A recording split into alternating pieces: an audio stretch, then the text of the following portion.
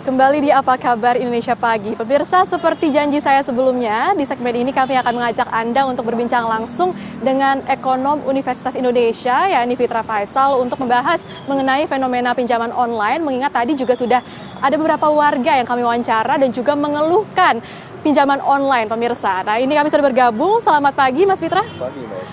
Oke, Mas Fitra. Menurut Mas Fitra nih, sebagai ekonom, kenapa sih begitu banyak warga masyarakat Indonesia ini yang terlibat pinjaman online? Mereka ini mudah, gitu ya. Jadi karena saking mudahnya, maka banyak yang terlibat. Kalau kita lihat dari data dari fintech lending, itu ada 100 juta masyarakat Indonesia yang masuk dalam borrowers pinjol ini. Artinya itu udah 40% dari keseluruhan populasi Indonesia. Nah, kenapa bisa sebanyak itu? Karena beda dengan kalau kita ngajuin kredit ke perbankan. Itu kan banyak ya, di akses ini, Anda tinggal di mana, dan seterusnya. Pinjol itu kan gampang. Artinya akses yang mudah ini ya? Aksesnya sangat mudah. Jadi itu yang kemudian membuat bahwa banyak sekali orang yang kemudian menggunakan pinjol. Gitu kan. Permasalahannya adalah ketika terlalu banyak, mereka ini cepat memang growth-nya, tetapi tidak dilengkapi dengan literasi. Ya, mereka tidak tahu itu pinjol itu nanti konsekuensi seperti apa, gitu kan? Karena mereka itu pinjol kenapa? Karena kebutuhan. Kebutuhannya kebutuhan yang sehari-hari biasanya, kebutuhan mendesak. Tapi mereka tidak bisa mengukur biasanya rata-rata dari orang-orang yang terjebak, ya kan? Pinjol itu nggak semuanya terjebak kemudian tidak bisa bayar. Tapi rata-rata mereka yang terjebak tidak bisa bayar karena mereka tidak mampu untuk melihat nanti income saya ke depan 3 bulan ke depan mampu nggak untuk bayar ini. Nah, jadi tapi itu kan tidak ada edukasi karena impulsif begitu ya Mas Fitra ya, jadinya mereka meminjam tanpa memikirkan ke depannya bagaimana, dan ini juga menyebabkan begitu banyak masyarakat yang akhirnya terjerat utang dan tidak dapat membayar utang tersebut, begitu Mas Fitra. Nah, saat ini juga kami akan mengajak pemirsa untuk berbincang dengan satu warga lagi nih di Pasar Rawamangun yang mungkin juga bisa nanya-nanya langsung ke Mas Fitra sebagai ekonom begitu ya. Ini dengan Ibu siapa? Rizka. Ibu Rizka. Ibu Rizka sebelumnya pernah nggak sih Ibu terlibat pinjaman online? Pernah waktu sekitar tahun 2019. Nah, Bu Rizka ini kan kita udah bergabung nih sama ekonom dari Universitas Indonesia. Nah, mungkin ada pertanyaan yang bisa dilontarkan atau diajukan nih terkait pinjaman online. Ya, Pak, gimana ya caranya kita biar dapat pinjaman tapi tanpa dikejar-kejar debt collector? Jadi walaupun kita telat, nggak langsung dikejar-kejar, diteleponin sampai didatengin gitu, gimana?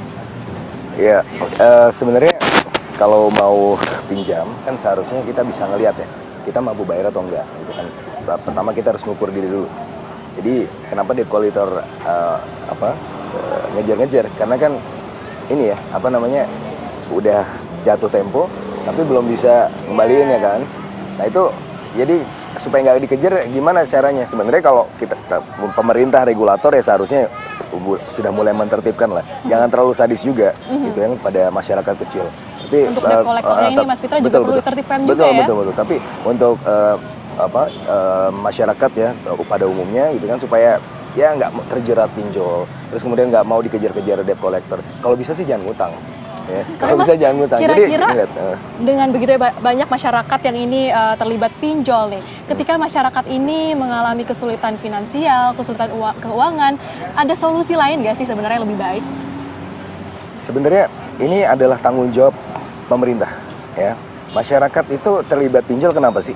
Karena mereka tidak mampu memenuhi kebutuhannya sehari-hari misalnya kan. Memang ada beberapa kebutuhan yang impulsif, misalnya beli handphone dan segala macam, kebutuhan-kebutuhan yang tidak prioritas. Tapi ada juga kelompok dari masyarakat ini yang pinjol kenapa? Karena mau bayar sekolah anaknya, ya menurut gue. Bayar sekolah anaknya, mau bayar bulanan sewa kontraknya segala macam belum selesai dan segala macam. Nah, ini kan artinya apalagi selama pandemi ya, ini kan mereka mengalami penurunan income yang luar biasa. Ada yang keluar dari pekerjaannya, terus kemudian ada yang sekarang bekerja tapi tidak sebaik sebelumnya gitu kan. Akhirnya untuk memenuhi kebutuhannya sehari-hari mereka terpaksa pinjol gitu. Nah, untuk itu maka solusi yang lebih komprehensif itu dihadirkan pemerintah supaya bagaimana masyarakat menengah ke bawah ini bisa meningkat kesejahteraannya, diciptakanlah lapangan kerja, diciptakan peluang-peluang kerja yang bisa meningkatkan harkat dan martabat masyarakat kelas bawah ini. Itu secara umum. Mas Fitra gimana melihat fenomena bunga pinjol ini perharinya 0,3% ya? Ya. Bagaimana Mas melihat hal ya, tersebut? jadi kalau seakan-akan gitu, kalau misalnya kita ngeliat cuma 0,3% dibanding misalnya minjem ke perbankan. Bank misalnya 5-8% per tahun. 0,3% per hari itu kesannya kecil. Tapi kalau sebulan itu bisa sampai 9%. Lumayan bisa juga. sampai 12% gitu kan. Nah, itu memang harus kita ukur-ukur gitu ya. Jadi mampu nggak kita bayar 12% sebulan? Artinya 12% sebulan, kalau udah 2 bulan udah 24%. Nah, kan naik terus. Apalagi tipikal dari pinjol ini, kalau misalnya tidak mampu membayar, misal telat berapa hari, telat berapa minggu, itu naik lagi kan bunganya. Nah, itu harus dipikirkan ya. Jadi ketika kita ingin membeli sesuatu, itu harus pikir-pikir dulu, apakah saya membutuhkan ini? Kalau nggak butuh, mungkin ada prioritas-prioritas lain. Nah, prioritas-prioritas itu yang harus kita misalnya kita biayai. Misalnya kalau memang pada akhirnya terlibat pinjol, itu ya untuk, bisa jadi karena pinjol ini nggak semuanya merugikan ya. Itu kan membantu masyarakat juga. Tapi ya buat masyarakat ketika memang mau mengetahui prioritas itu sangat penting ya Mas. Betul. Ketika terlibat pinjaman online, tidak semuanya kan buruk begitu ya. Harus tahu ini saya mampu bayar apa enggak. Ya, kalau misalnya pinjam per bulannya pendapatan 4 juta, 3 juta, pinjam 20 juta dikembalikan 3 bulan, itu duitnya dari mana? Gitu kan, makanya harus diukur-ukur. Hitungannya memang harus matang begitu ketika melakukan pinjol ini. Mas, salah satu fenomena yang cukup menarik juga, ini kan di Indonesia ini ternyata yang melakukan pinjol ini paling banyak adalah berprofesi sebagai guru. Kenapa tuh kira-kira Mas? Ya, jujurnya sih karena guru gajinya kecil, ya. Jadi mereka banyak kebutuhannya, tidak mampu untuk memenuhi kebutuhannya, padahal anaknya sekolahnya juga semakin mahal, kebutuhan juga mahal dan segala macam, maka ya otomatis mereka masuk ke pinjol. Kenapa ke pinjol? Kenapa nggak ke perbankan? Karena mereka sebenarnya nggak bankable sebenarnya. Kalau kita ngajuin duit ke perbankan, ngajuin kredit segala macam, mungkin mereka kan ditolak. Pinjol kan gampang, ya meskipun mereka ada asesmennya juga kan, harus melampirkan laporan keuangan dan seterusnya, tapi jauh lebih mudah daripada perbankan karena mudah. Cepat cairnya juga ya maka prioritas pinjaman mereka ke sana. Cepat cair dan hanya membutuhkan KTP begitu ya KTP Mas. Dan ada sebenarnya kalau pinjol resmi itu ada membutuhkan laporan keuangan juga untuk ternyata dalam 15 menit itu udah cair. Iya. Jadi. Oke, baik. Ini selain tersebut, apakah faktor lainnya juga karena banyak masyarakat Indonesia nih yang mengalami kesulitan ekonomi? Apakah itu juga menjadi Betul sekali, karena kalau kita lihat kebanyakan masyarakat yang terlibat pinjol ini adalah masyarakat menengah ke bawah, ya. Dan efek luka dari pandemi yang biasa disebut sebagai scaring effect tadi, yang lepas dari pekerjaan selama pandemi atau sekarang bekerja tapi belum layak, gitu kan, memaksa mereka karena tuntutan hidup, memaksa mereka untuk mencari sumber-sumber alternatif. Kalau nggak punya duit apa? Ya minjem.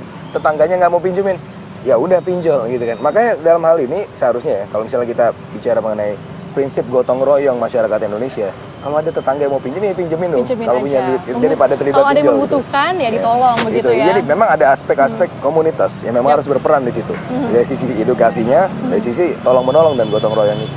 Bu Rizka gimana, udah terjawab belum pertanyaannya? Ada pertanyaan lain lagi mungkin Ibu?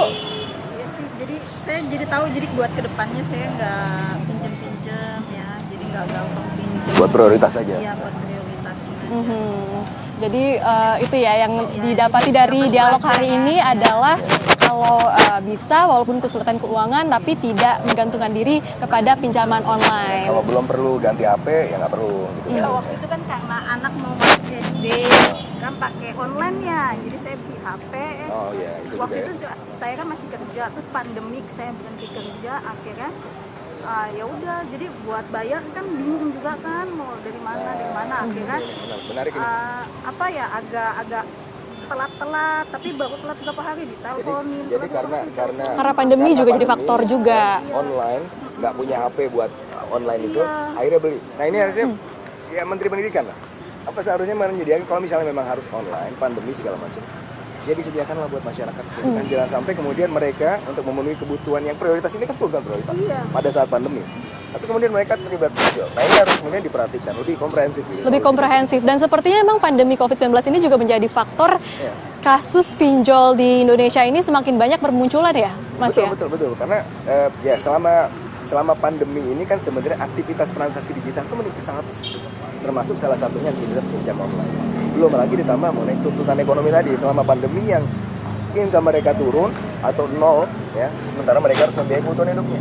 Ya, apalagi kalau bukan pinjol, mau pinjam ke bank nggak ada yang percaya. Pinjol pinjol sebenarnya membantu dalam hal itu, tetapi kita harus juga ukur diri. Nanti balikinnya gimana? Mas, mungkin terakhir nih imbauan kepada masyarakat yang mungkin saat ini masih mempertimbangkan untuk meminjam uang melalui pinjol. Apa imbauannya? Ya harus berhati-hati. Ya. Kita harus menentukan prioritas sekali lagi ya. Kalau misalnya memang kebutuhan itu prioritas, ya memang gimana lagi? Kalau pinjol mungkin adalah salah satu alternatif itu. Tapi kita harus mengukur seprioritas apa, gitu kan? Mampu nggak kita untuk membayar? Gitu kan? Kalau enggak, ya mungkin kayak tadi misalnya butuh HP buat online. Bisa komunikasikan dengan sekolahnya, ada nggak gadget yang bisa dijam atau segala macam. Ini dalam konteks itu ya, dalam konteks prioritas yang masih ada hubungannya dengan kegiatan kepemerintahan, kebijakan pendidikan dan seterusnya. Mungkin itu bisa punya kolaborasi dengan RT-nya, RW, segala macam. Karena itu butuh. Gitu kan. Jangan sampai kemudian kita nggak makan, gitu kan, nggak ada duit, nggak makan, terus ya pinjol. Nah, kemana tetangganya? Tapi tidak dipikirkan gitu. ke depannya bagaimana untuk membayar pinjaman tersebut, begitu ya kan? Mas ya? Lebih baik pinjam ke tetangga. dibanding pinjam online. Jadi ini artinya kolaborasi antar masyarakat, lalu juga mengedepankan gotong royong ini juga masih sangat penting ya Mas? Harus dibangkitkan kembali. Dibangkitkan itu adalah kembali. DNA-nya Indonesia. DNA Indonesia. Baik, terima kasih banyak. Ini menarik sekali pemirsa dialog kita hari ini. Terima kasih banyak juga Ibu Rizka sudah memberikan beberapa pertanyaan kepada tamu kita hari ini, Mas Fitra Faisal yang juga sudah memberikan berbagai tips begitu ya kepada masyarakat dalam menghadapi kesulitan keuangan. Kalau bisa jangan terjerat pinjol ya pemirsa. Kalau bisa mungkin kalau terjerat kesulitan ataupun mengalami kesulitan ekonomi ini meminjamlah kepada keluarga ataupun tetangga agar tidak terjerat pinjol. Bahkan sebelumnya pihak DPR RI pun juga sudah mengimbau kepada kepolisian untuk segera memberantas pinjol dan juga untuk memberantas debt collector yang juga melakukan penagihan dengan begitu teganya, dan ini juga menyebabkan banyak sekali kasus pembunuhan, juga depresi hingga bunuh diri yang terjadi karena pinjaman online. Menarik sekali, namun saat ini kami harus kembalikan ke studio terlebih dahulu. Bayu dan Ayah.